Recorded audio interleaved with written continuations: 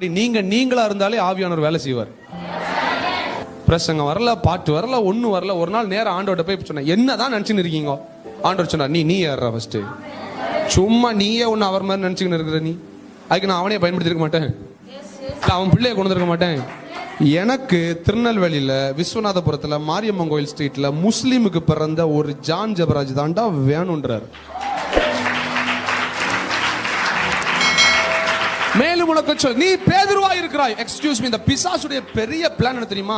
You have to change. நீங்க மாறணும், இன்னும் வளரணும், இன்னும் அப்படியாக உயரணும், அப்படியாக மேல ஏறணும், அப்படியாக குப்புற, இப்படியாக அப்படியாகன்னு சொல்லியே ஒருபடியாக எப்படியாகன்னு நம்மளை உட்கார வச்சு மெண்டல் ஆக்கி அப்புறம் ரசம் உள்ள சில பேர் அப்பத்தை எடுக்கும் போதே பாவம்லாம் கண்ணு